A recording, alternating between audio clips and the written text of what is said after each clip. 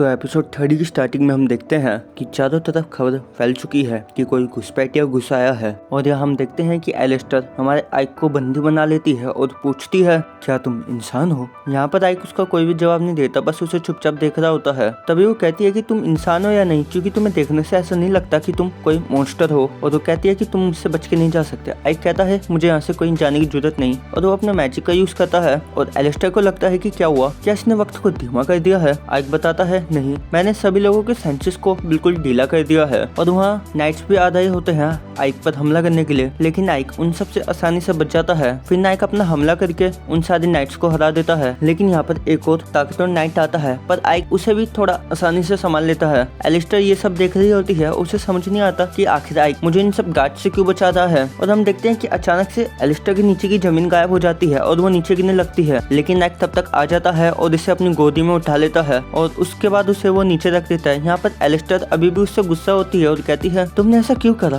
लेकिन आइक को इन सब से कुछ फर्क नहीं पड़ता। आइक बताता है कि मेरा नाम आइक है और मैं डीमन लॉर्ड की आर्मी कॉर्प्स का ब्रिगेड मेंबर हूँ। फिर आइक बोलता है कि तुम मुझे बताओ कि क्या तुमने मुझ पे हमला किया था। एलिस्टर कहती है मुझे इसके बारे में कुछ नहीं पता है, मैं तुम्हें इसके बारे में कुछ नहीं बताने वाली हूँ। आइक जानता था कि इतनी आसान से मुंह नहीं खोलेगी और वो धीरे धीरे एलिस्टर के करीब चला जाता है और यहाँ अपने मैजिक का यूज करता है, जो कि होता है माइंड रीडिंग टेक्निक। और इस मैजिक का यूज करने के बाद आइक को पता चलता है कि एलिस्टर को इस बारे में कुछ नहीं पता। तब तक यहाँ पर लिंट आ चुकी होती है और देखकर हैरान हो जाती है और कहती है कि आइक तुम यहाँ क्या कर रहे हो, जहाँ पर मैं हूँ तो तुम बाकी वुमेन्स के साथ ऐसा क्यों कर रहे हो। और वो आकर कहती है कि तुम इस लड़की के साथ पर्सनली क्लोज नहीं हो सकते हो, तुम मेरे साथ पर्सनली क्लोज हो। आइक यहाँ पर जाने लगता है क्योंकि उसका काम कंप्लीट हो गया था। एलिस्टर कहने लगती है कि क्या तुम मुझे मानने वाले नहीं हो और तुम मेरे ऊपर हंसने नहीं आए थे कि मैं यहाँ पर कैद हो रखी हूँ। तब आइक कहता है कि हम यहाँ तुम्हारे ऊपर बिल्कुल भी हंसने नहीं आए थे। और फिर लिंट कहती है कि आइक हम अभी दूर है और हमारे पास टाइम भी है, तो हम वापस जाने से पहले थोड़ा टाइम स्पेंड कर ले एक दूसरे के साथ। वैसे भी अभी हमारे पास बहुत ही ज्यादा वक्त है, तो बताओ क्या करें। पर आइक उसकी बात नहीं मानता है और कहता है कि चलो चुपचाप घर। और फिर वो लोग घर पहुंचते हैं तो हमें दिखाया जाता है कि यहाँ पे सैटी आइक का इंतजार कर रही होती है। आइक यहाँ पर सैटी के लिए कुछ लाया होता है। सैटी बोलती है कि ये क्या है। आइक बताता है कि इसे राइस कहते हैं। आइक कहता है कि मुझे कहा गया था कि यहाँ का टैक्स डबल करने के लिए, पर चीजें ऐसी नहीं चलेगी क्योंकि यहाँ का जो लेबियास है ये एक फर्टाइल लैंड है और यहाँ पर वीट यानी गेहूं बहुत ज्यादा उगता है और साथ ही साथ राइस की भी प्रोडक्टिविटी काफी ज्यादा है। तो मुझे नहीं लगता कि टैक्स बढ़ाने से कुछ होना चाहिए। मुझे तो लगता है कि हमें प्रोडक्टिविटी पे ज्यादा ध्यान देना चाहिए ताकि फार्मर्स और ज्यादा राइस उगा सके। और राइस से काफी ज्यादा बेनिफिट्स भी है क्योंकि ज्यादातर लोगों ने यहाँ पर राइस नहीं खाया होता है। फिर आइक सैटी से कहता है कि तुम डिस्को बनाओ क्यों नहीं रही हो। सैटी को समझ नहीं आता होता है क्योंकि उसने पहली बार जिंदगी में चावल को देखा होता है। और आइक कहता है कि मैं तुम्हें इस चीज का इंचार्ज छोड़ देता हूँ और अभी मुझे काफी ज्यादा काम है। सैटी कहती है ठीक है, अगर मुझसे हो सका तो मैं आपको खिलाऊंगी जरूर। और फिर हम यहाँ देखते हैं कि सभी डीमंस इकट्ठा होते हैं और यहाँ पे जो पिगी होती है वो कहती है देखिए आइक सामा, मैंने सभी को बुला लिया है यहाँ। आइक सोच रहा होता है कि एलिस्टर को कुछ भी नहीं पता कि किस असैसिन ने मेरे ऊपर हमला करा। अब मुझे लगता है कि मुझे ये बात खुद ही पता लगानी पड़ेगी। तो आइक सोचने लगता है कि पक्का इनमें से कोई ना कोई धोखेबाज होगा। तो यहाँ पे सबका माइंड रीड करने लगता है और तब पिगी सोचती है कि आइक सामा माइंड रीडिंग टेक्निक का इस्तेमाल करते हैं तो वो मेरा माइंड जरूर रीड करेंगे। और हम यहाँ देखते हैं कि पिगी को कुछ ज्यादा ही मजा आ रहा होता है और आइक को पता चल जाता है कि ट्रेटर कौन है, तो वो जल्दी से उसके सामने पहुंच जाता है और उसे बहुत ही बुरे तरीके से पकड़ता है। नेक्स्ट सीन में हम देखते हैं कि आइक सैफिरो के पास होता है। सैफिरो कहते हैं कि तुम मुझसे वैसे तो मिलने आते नहीं हो, पर तुम इतने दिनों बाद मुझसे मिलने आए, बताओ क्या काम है। तो आइक सैफिरो को असैसिन के बारे में बताता है कि जिसने उस पर हमला करा था और वो असैसिन हमारा भारी इंतजार कर रहा होता है और वो दूसरी ब्रिगेड का कमांडर होता है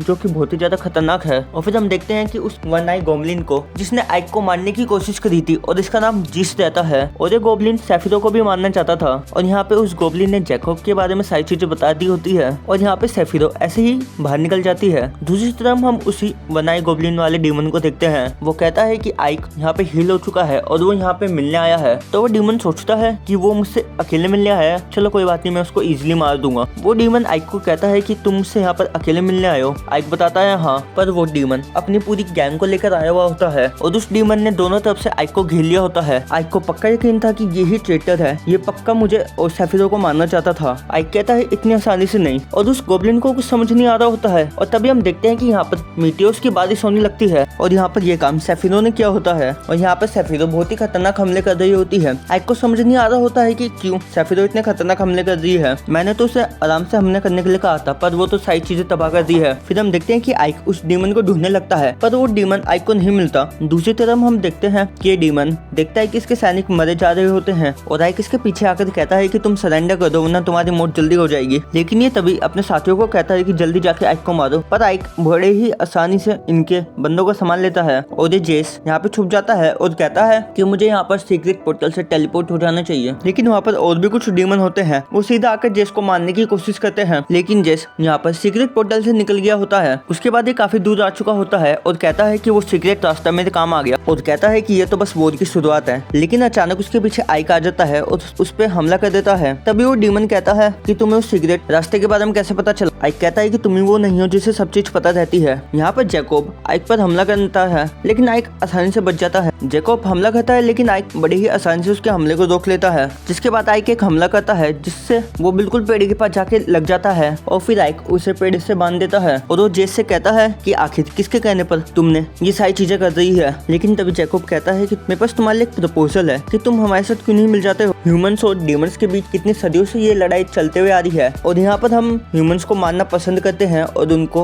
अपना स्लेव बनाना भी। लेकिन अब के बाद जो न्यू डीमन लॉर्ड आई है मुझे नहीं लगता कि वो किसी काम की है और उसे खून खराबा बिल्कुल भी पसंद नहीं है और वो डीमन लॉर्ड के लिए बिल्कुल भी फिट कैंडिडेट नहीं है। क्या तुम मुझे ज्वाइन करोगे? मैं ऐसा इसलिए कह रहा हूँ क्योंकि वो डीमन लॉर्ड बिल्कुल भी सही नहीं है। उसे इंसानों की मौत से कुछ फर्क नहीं पड़ता, वो बस चाहती है कि लोग उसकी गुलामी करे। और तभी जैकोब उस पे अचानक से हमला कर देता है लेकिन आइक इसके हमले से आसानी से बच जाता और आइक कहता है कि मैं जानता था कि तुम मुझ पे हमला करने वाले थे। और लेकिन तभी वहाँ पे सफीरो आ जाती है और वो कहती है कि तुम्हारा बहुत हो गया आइक। आइक कहता है कि दुखिए मैं से सारे सच उगलवा लूंगा। लेकिन सफीरो मना करते हुए कहती है कि तुम्हारे पूछने के तरीके बहुत ही ज्यादा सॉफ्ट है। अचानक से उस डीमन को कुछ होने लगता है, उसकी पूरी बॉडी में पोषण फैलने लगता है। सफीरो कहती है कि वैसे भी तुम मरने वाले हो तो हमें सच्चाई क्यों नहीं बता देते हो, आखिर किसने तुम्हें ये करने के लिए बोला है। और वो तुम्हारे साथ बिल्कुल भी ठीक नहीं कर रहा होता है। लेकिन जैकोब पोषण के कारण मर जाता है। लेकिन सफीरो कहती है कोई बात नहीं, जो हुआ ठीक ही हुआ। लेकिन सफीरो को आइक पे गुस्सा आ रहा होता है क्योंकि आइक ने उससे नहीं उगलवाया था कि हमें किसने मारने के लिए कहा था। तो ये लोग फैसला करते हैं कि ये लोग जाएंगे डीमन लॉर्ड के पास और डीमन लॉर्ड को सारी चीजें बता देंगे। और नेक्स्ट सीन में हम देखते हैं कि ये लोग डीमन लॉर्ड के पास होते हैं अब, और ये लोग उस बंदे का नाम भी बता देते हैं कि आखिर कौन इन्हें मारने की कोशिश कर रहा था। वो थर्ड कोर्प्स का बेस्टन है यानी कि मेन कमांडर, वही इन दोनों को मारने की कोशिश कर रहा था। डीमन लॉर्ड कहती है कि क्या तुम्हारे पास कोई प्रूफ है? इन लोगों के पास कोई प्रूफ नहीं होता पर ये कहते हैं कि उसी ने मारा है। डीमन लॉर्ड फिर इन दोनों की पूरी बात सुनती है और कहती है अच्छा तो सफीरो का ये कहना है, तो आइक बताओ तुम्हारा क्या कहना है इस बात पे। फिर हम पीछे देखते हैं कि एक नाइट होता है जिसका सन नहीं होता है और इसी के साथ ये एपिसोड यहाँ पर एंड हो जाता है। नेक्स्ट एपिसोड के लिए चैनल को सब्सक्राइब कर दो। तब तक के लिए सायोनारा।